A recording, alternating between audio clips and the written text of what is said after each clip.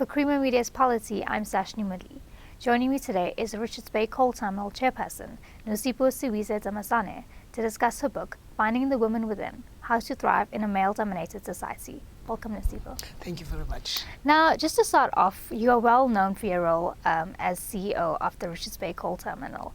How did you rise to that position, and were you proud of the achievements that you made as CEO? Yeah, I actually left the accounting world and joined the port industry or the logistics industry in 1998, and I've never looked back.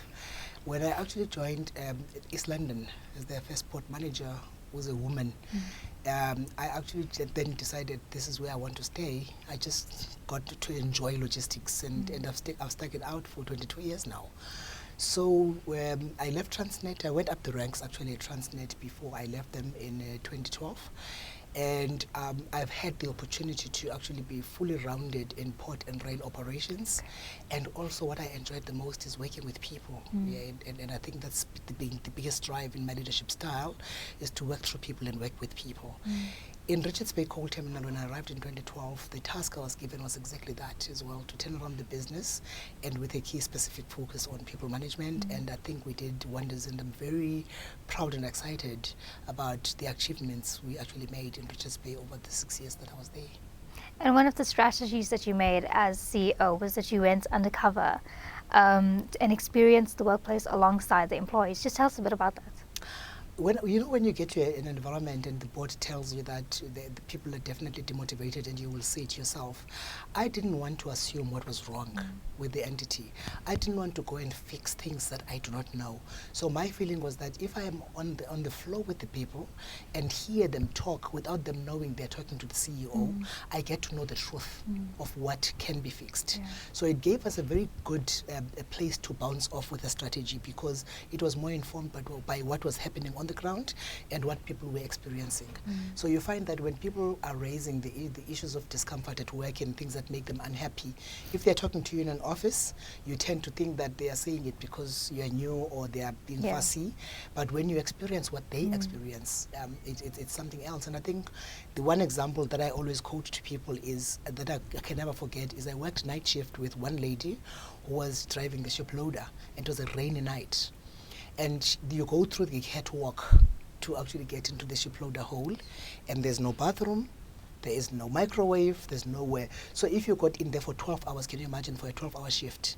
Each time you have to go to the bathroom, you must go up the ship loader. And that led us discussing a prototype to actually get the ship loaders to be like the aeroplanes and get people to be comfortable in where they work. Because when I asked her, how do you go to the bathroom? She said, I don't eat when I come to work. That for me was gross. Wow. And yeah. So it's things like that that I could discover only by working with the people, and therefore implement changes that are that make a difference and that are beneficial to the people who are actually working on the ground. Now tell us, why did you decide to write a book about thriving in a traditionally male-dominated industry?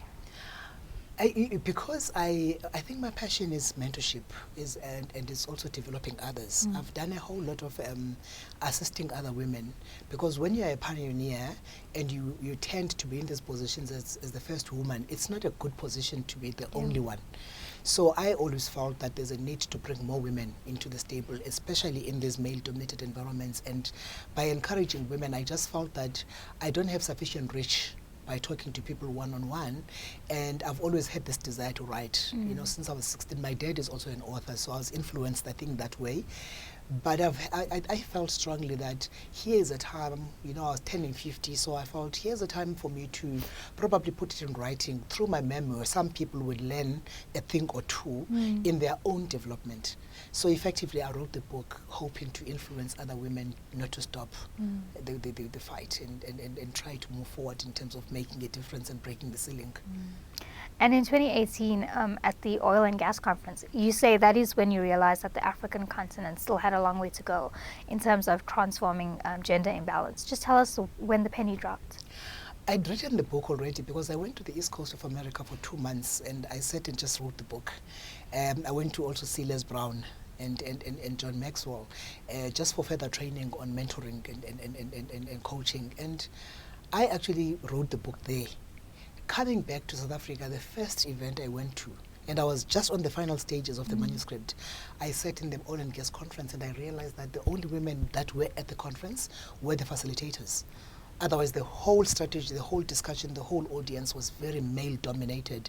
And it made me realize that actually this book is still relevant in 2018, when I thought this story was over in terms of the imbalance between genders, the gender imbalance in society. And I felt in the African context, we haven't actually even seen that there is a big need for it, because oil and gas, most of it is actually continental.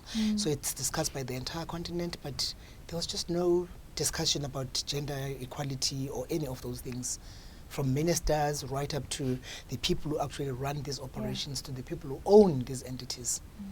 And that's when I thought to myself, this is not a tired subject actually. And you mentioned your father earlier.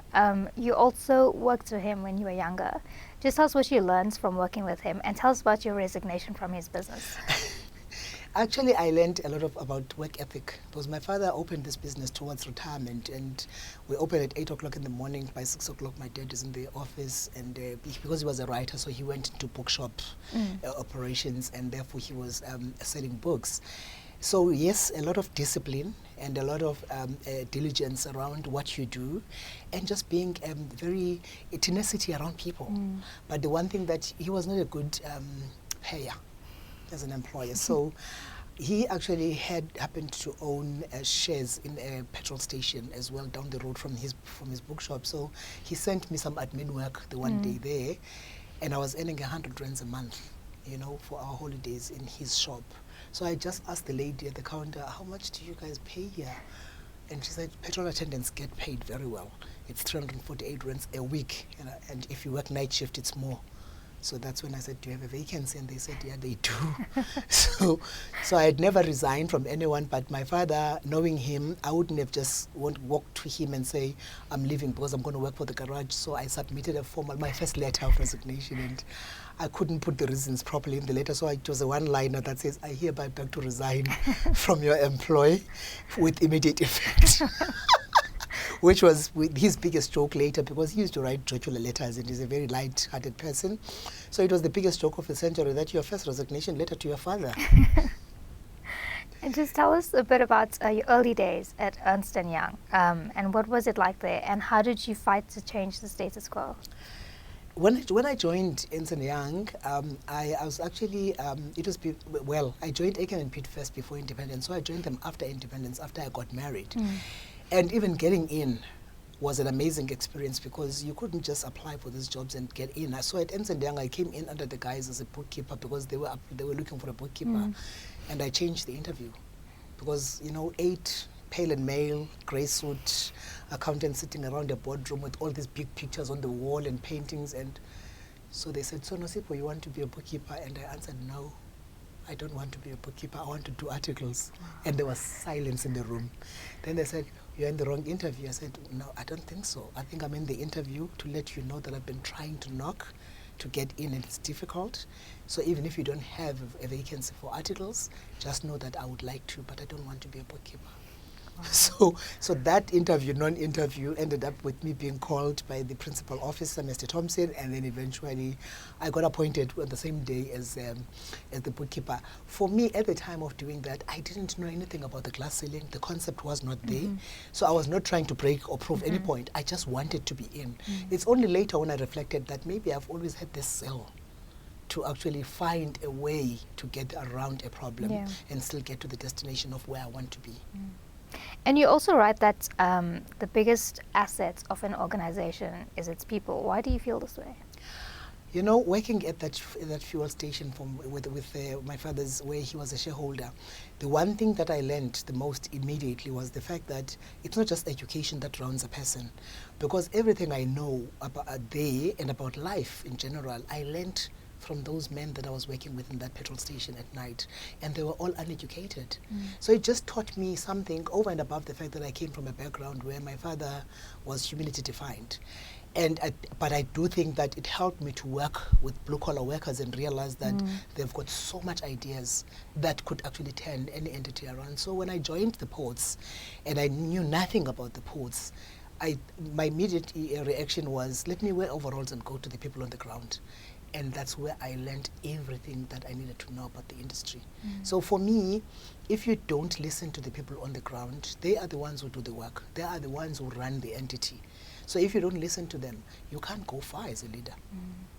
And you also give advice to millennials, telling them to not to shortchange their careers. What do you mean by this advice? Yes, millennials, you guys. The thing is, if you quickly rush across industries, rush across your career itself, because every opportunity that comes you take, even if you don't know much about it, you don't earn the respect at the end, and you also don't end somewhere solid. So what is happening now is that the millennials look next door and they can see the girl next door is progressing, they want to progress, and therefore, and there is a high demand for women, particularly as black women. So it is easy for people to take the next job at a different industry and the next job for as long as they get more money. It's only when you're my age that you will realize that no industry respects you because you actually don't know much. So I feel that people need to sort of get to a point where you choose a career and then focus on that career and take your time until you know, and don't be afraid to say you're not ready for a job when you're not. I think that's a big thing. Where I'm just leaving the hints for the millennials is also just to say to them, when you're still on those founding stages of your life in your career, there are certain things that are very important. Hence I cite the 6 that I counted there. And you also write that one of your leadership strengths is that you don't possess a boss mentality. Tell us about that. I'm very ordinary. I'm still the rural girl from Pedi that I am. I work now for Pomela Operating Company, and I was having a conversation this morning with one of the union members, and it's the same thing that comes across, that when I walk into your office, I don't feel like I'm in the CEO's office, and that's the kind of person that I am. I don't believe that respect is what you demand from people. I think respect is something that you earn from people. So the more you sit down with them and understand what their issues are and try to resolve those that you can, it sort of just makes you, and just taking somebody's idea and saying to them, you're actually right, I will use that idea. I'm actually wrong. I didn't think of it that way. So most bosses want to feel like I know everything. So I have a famous quote in the book where I say that being the first person or being the boss does not make you the cleverest person in the room. It just says that you got there. And therefore you must listen to other people's ideas and generate ideas. And lastly, this book is directed at women, but what can both men and women take away from reading it? I do touch at the end to the fact that I'm worried about development of men. I think we need to do more for our boys, because we also tamper with the marriage institution. It doesn't help to overdevelop women and leave women and men behind. But I think this book, through my memo and my story, it's really leadership tips. I'm taking people through my own career and how it developed and the things I've gone through, so that whether you're a man or a woman, you can learn from them and maybe you learn something out of it. But it's really a leadership tip book. Nosipho, thank you so much for joining us today. Thank you. That was Nosipho Siwisa-Damasane discussing her book, Finding the Woman Within, How to Thrive in a Male-Dominated Society.